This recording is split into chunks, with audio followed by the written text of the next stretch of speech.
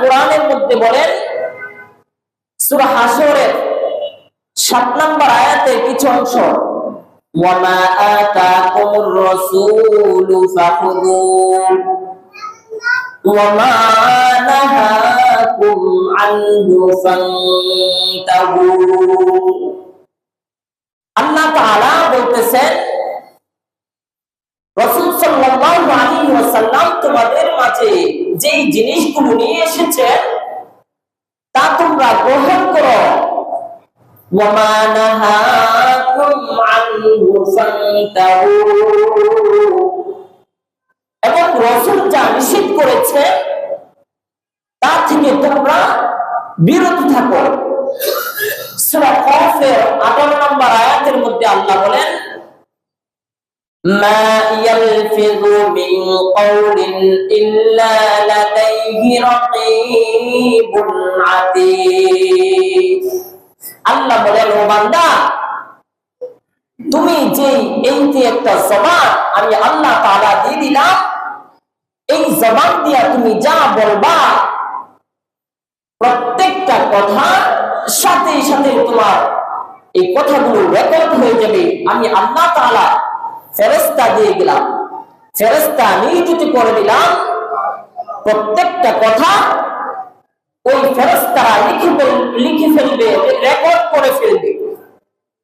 হাদিসের মধ্যে নবী সাল্লাল্লাহু আলাইহি ওয়াসাল্লাম বলেন, মান ইয়াফমালি মা বাইনা লিহইহি ওয়া মা বাইনা রিজলাইহি আযমাল্লাহুল জান্নাহ। নবী সাল্লাল্লাহু আলাইহি ওয়াসাল্লাম বলেন, দুই জিনিসের জিম্মা যদি নেও, আমি নবী ওয়াদা করে গেলাম তোমাদেরকে জান্নাতে নেওয়ার জিম্মা আমি নবী নিলাম। সুবহানাল্লাহ। দুই জিনিসের জিম্মা, দুই জিনিসটা কি? এক নাম্বার হলো জবানের হেফাজত। এই জবানের হেফাজত যদি করো, আমি নবী ওয়াদা দিয়ে গেলাম, কথা দিয়ে গেলাম, আমি নবী তোমাকে জান্নাতে নেওয়ার গ্যারান্টি দিলাম। সুবহানাল্লাহ। দুই নাম্বার জিম্মা, দুই রানের মধ্যবর্তী জায়গা অর্থাৎ লজ্জাস্থানের হেফাজত যদি করো, আমি নবী ওয়াদা দিলাম, আমি নবী কথা দিয়ে গেলাম, উম্মত আমার সাথে তোমরা জান্নাতে যাইবা। নবীজি সাল্লাল্লাহু আলাইহি ওয়াসাল্লাম এই দুই জিনিসের জিম্মা দিয়ে গেলেন। তো আল্লাহ তাআলা এই মানব জাতিকে অসংখ্য নিয়ামত দান করেছেন। অসংখ্য নিয়ামত দান করে আল্লাহ তাআলা বলতেছেন, বান্দা, আমি যে তোমাদেরকে এত নিয়ামত দান করলাম, তোমরা এইগুলা গণনা করতে করতে সময় শেষ হয়ে যাবে। তোমার খাতার কলম, তোমার খাতা শেষ হয়ে যাবে, কলমের কালি শেষ হয়ে যাবে, তারপরেও আমি আল্লাহ তাআলা নিয়ামতের শুকরিয়া আদায় করে শেষ করতে পারবা না। আল্লাহ বলেন সূরা ইব্রাহিমের মধ্যে, ওয়া ইন তাউদ্দু নি'মাতাল্লাহি লা তুহসুহা। ও বান্দা, আমি আল্লাহ তাআলা তোমাদেরকে যে নিয়ামত দিয়েছি, ওই নিয়ামত যদি সংখ্যা নির্ণয় করতে চাও তাহলে সংখ্যায় নির্ণয় করতে পারবে না, সম্ভব হবে না। আল্লাহ তাআলা এত নিয়ামত আমাদেরকে দান করেছে। আমাদের এই শরীরের দিকে তাকা, আল্লাহ তাআলা কত নিয়ামত দিয়েছে, চিন্তা করলে বুঝে আসবে।